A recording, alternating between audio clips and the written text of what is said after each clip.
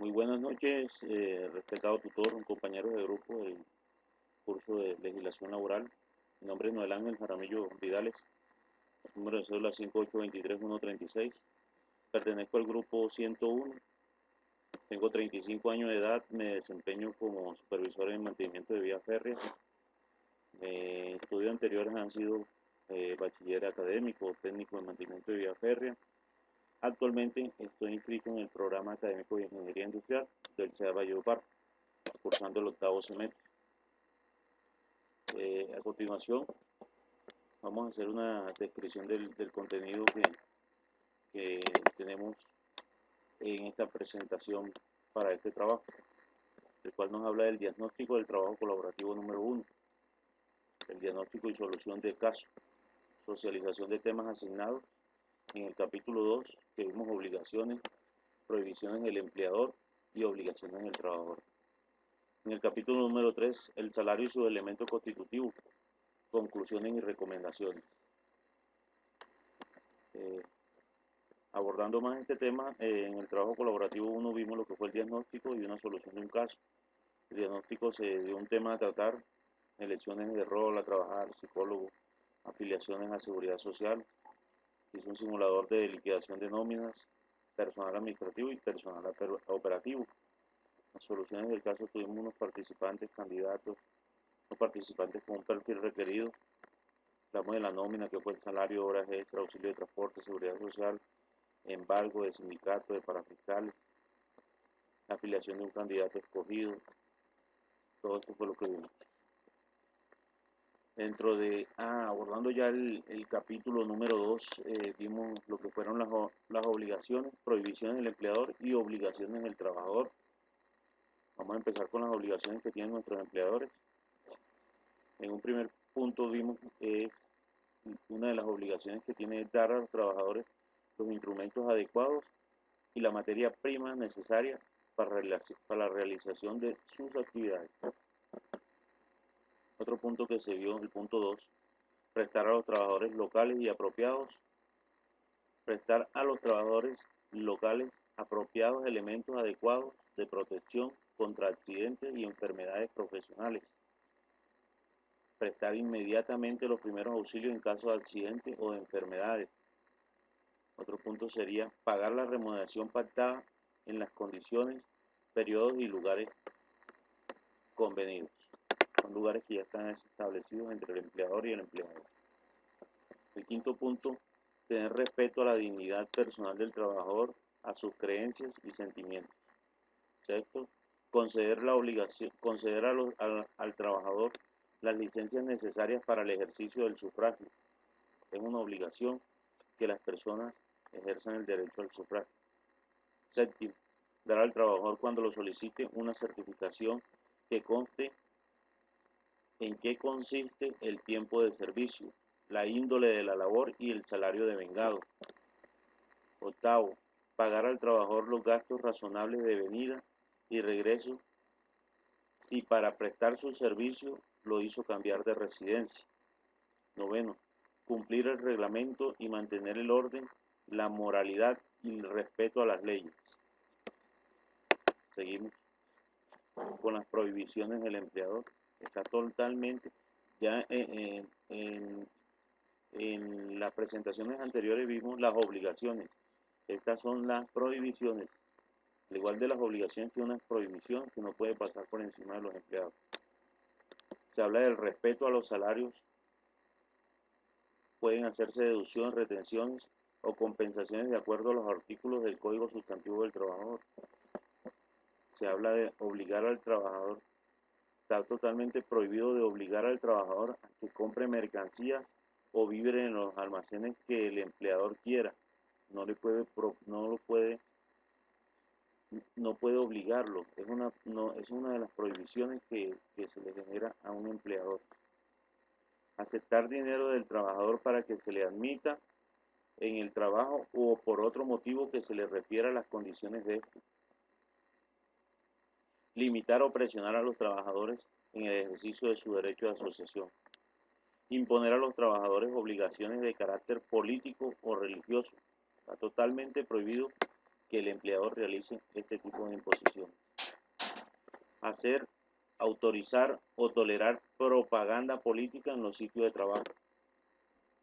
Séptimo, hacer o permitir todo género de rifas, colectas o suscripciones en los mismos sitios. Octavo, adoptar el sistema de listas negras para que no se ocupen en otras empresas a los trabajadores que se separan o sean separados del servicio.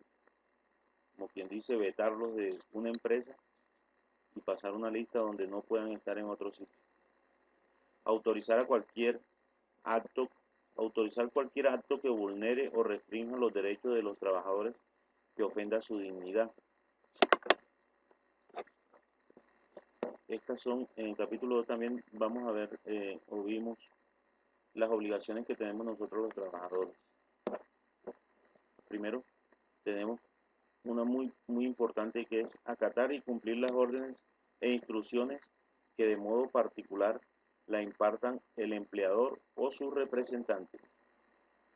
Segundo, comunicar con terceros, salvo la autorización expresa, las informaciones que tengan sobre su trabajo, especialmente que sean de naturaleza reservada.